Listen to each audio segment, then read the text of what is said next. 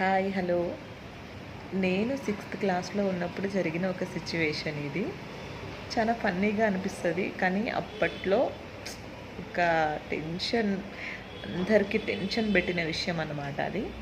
అసలు అది ఏంటంటే, నేను సిక్స్త్ క్లాస్ చదివేటప్పుడు యాక్చువల్లీ మా నాన్న ఆర్మీలో జాబ్ చేసేవాళ్ళు. నేను సిక్స్త్ క్లాస్ చదివేటప్పుడు మా నాన్నకి బీహార్ పోస్టింగ్ వచ్చింది, బీహార్ రాంచి. వచ్చింటే ఫ్యామిలీ తీసుకెళ్ళడానికి క్వార్టర్స్ తీసుకొని మా నాన్న వచ్చిండు. కానీ నేను మాత్రం వెళ్ళదలుచుకోలేదు.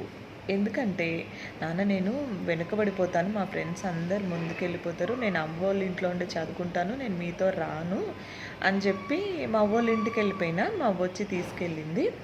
అక్కడ సిక్స్త్ క్లాస్ జాయిన్ అయినా.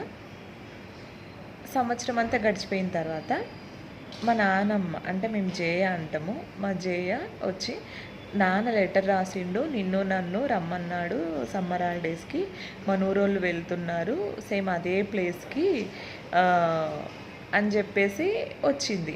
ఇంకా మా మామ మా అవ్వ అందరూ నేను వెళ్తున్నాననేసి కొత్త బట్టలు, అక్కడికి ఇంతకుముందు ఎక్కడి నుంచి ఒక ప్లేస్ నుంచి ఒక ప్లేస్కి వెళ్తే ఇంట్లో అన్ని సరుకులు సామాన్లు కొంచెం కొంచెం సర్ది ఒక బ్యాగ్ కట్టి, నెయ్యి కూడా ఆఖరికి, బియ్యము పప్పులు అన్నీ, అరిసెలు కారాలు అన్నీ చేసి పాపం బాగా సర్ది పెట్టి పంపించిండ్రు మా ఇద్దరిని. కానీ ఒక్క ప్రొనౌన్సియేషన్ మిస్టేక్ ఎంత దూరం తీసుకెళ్ళింది తెలుసా మమ్మల్ని. ఆ అన్న వెళ్ళేది ఝాన్సీ, మా నాన్న ఉండేది బీహార్లో ఉన్న రాంచి. ఆ అన్న మా ఊరి వాళ్ళే, ముస్లిమ్స్ వాళ్ళు.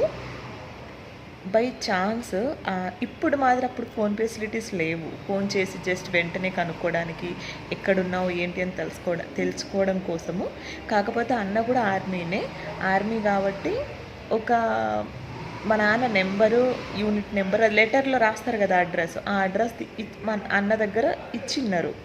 అక్కడ దిగిన తర్వాత ఫోన్ చేసేదానికి యూనిట్లో ఫోన్ నెంబర్ ఉంటుంది, మనుషుల దగ్గర ఉండదు. ఆ ఎస్టీడీ నెంబర్ ఇచ్చిన్నారు. ఆ అన్న అక్కడ దిగిన తర్వాత రాంచీ స్టేషన్ ఝాన్సీ, పఠాన్కోట్లో ఝాన్సీ ఉంటుంది, బీహార్లో రాంచీ ఉంటుంది, క్వైట్ ఆపోజిట్ రూట్స్. అట్లా రాంచీ ఝాన్సీ వీళ్ళు పిలవడంలో తేడా వచ్చి నాకేం తెలీదు, పంపిస్తున్నారు వెళ్ళిపోయినా. చిన్నపిల్లని కదా, అమ్మోళ్ళ దగ్గరికి వెళ్తున్నానని ఒక కుతూహలం. తీరా వెళ్ళిన తర్వాత ఆ అన్న దిగి ఫస్ట్ ఫోన్ చేసిండు. ఫోన్ చేస్తే అసలు ఆ అడ్రస్, ఆ పేరున్న వ్యక్తి మా యూనిట్లో లేరనేసి చెప్పిండు. ఆ అన్న అలా కనుక ఫోన్ చేయకుండా మమ్మల్ని దింపేసి మీ నాన్న వస్తాడు అని చెప్పి వెళ్ళిపోయింటే ఎట్లుండేదో పరిస్థితి. అసలు నేను ఏమైపోయేదాన్నో, అమ్మో అనుకుంటేనే విచిత్రంగా ఉంటుంది. కానీ నేనేం భయపడ్డం లేదు, బాధపడ్డం లేదు. ఎందుకంటే మా జేజ్ ఉంది నాతో, అన్న వాళ్ళు మా ఊరోళ్ళే, తెలిసిన వాళ్ళే. అయినా ఇంత ఆలోచన లేదు, ఏ పోతున్నా ట్రైన్లో తిరుగుతున్నా అన్నట్టు పోయినా. 4 days జర్నీ పోయినామా. పోయి ఇంకా అన్న వాళ్ళ ఇంట్లోనే ఉన్నాం మేము. పఠాన్కోట్లో దిగినాము, ఝాన్సీ తర్వాత పఠాన్కోట్ వస్తుంది. పఠాన్కోట్లో ఆర్మీ క్వార్టర్స్లో వాళ్ళ ఫ్యామిలీ పెడుతున్నారు, వాళ్ళతో పాటే ఉన్నాం 20 days. ఏమాత్రం భయం లేకుండా, ఎక్కడున్నానన్న ఆలోచన లేకుండా, మా నాన్న వస్తాడా రాడా అని ఏం పట్టించుకోకుండా నేనేమో అలాగే ఉన్నా. ఆ అన్న మాత్రం పాపము మా నాన్న అడ్రస్ పట్టుకోవడానికి వెతికి వెతికి వెతికి చివరికి దొరికించుకున్నాడు. ఇంటి దగ్గర వాళ్ళందరూ చాలా భయపడిపోయినారంట. ఆ విషయం కూడా నాకు తెలియదు కనీసం. ఇంత లేవు కదా అప్పుడు ఫోన్లు, రాయబారాలు, లెటర్ రాస్తే కూడా 20 daysకి చేరుతుంది. అప్పుడైతే ఒక చోటు నుంచి ఒక చోటుకి వెళ్ళేసరికి అంత టైం పట్టేది. అందరూ చాలా ఏడ్చిండ్రంట, బంగారం లాంటి పిల్లను ఇన్ని రోజులు చూసుకొని ఇట్లా పంపించేసినామే అని. మా నాన్నమ్మోళ్ళు, మా నాన్న వాళ్ళకు కూడా తెలిసింది. లెటర్ రాసిండ్రండి ఇంటి దగ్గర నుంచి,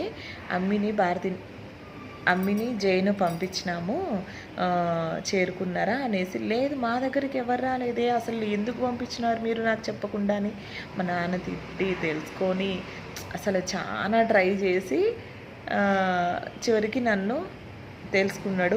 అదే కనుక స్టేషన్లో వదిలిపెట్టిపోయింటే ఈరోజు నేను మీతో మాట్లాడేదాన్నా, ఇవన్నీ చెప్పేదాన్నా.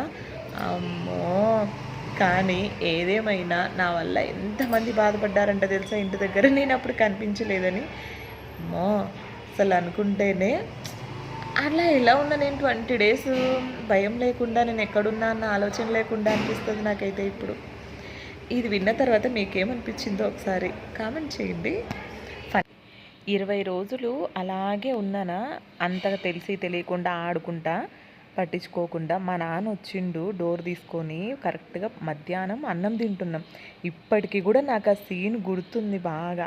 ఆర్మీ డ్రెస్లోనే వచ్చిండు మా నాన్న. ఇన్ని రోజులు నన్ను వదిలేసి పట్టించుకోకుండా ఉన్నవా అని ఎంత ఏడ్చిండో మా నాన్నని చూసి.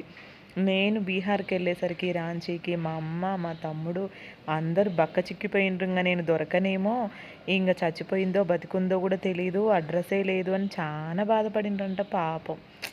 నాకు చాలా బాధ అనిపించింది అప్పుడు. అది నా స్టోరీ. ఎలా అనిపించిందో కామెంట్ చేయండి, లైక్ చేసి సబ్స్క్రైబ్ చేసుకోండి. ఇట్లా మీ పిల్లలను మాత్రం ఎప్పుడు ఎక్కడికి ఇట్లా పంపించొద్దండి, దయచేసి చాలా జాగ్రత్తగా ఉండండి. ఇప్పుడైతే ఇంత ఫన్నీగా చెప్తున్నా కానీ అప్పట్లో నేను చాలా సఫర్ అయినాము. ఈ సిచ్యువేషన్ జరిగినప్పుడు ఇంకా నేను బతికుంటానని కూడా మా అమ్మోళ్ళు అనుకోలేదంట. అందుకే ఒక జాగ్రత్త కోసం, ఒక ఫన్నీ కోసం ఈ వీడియో చేశాను.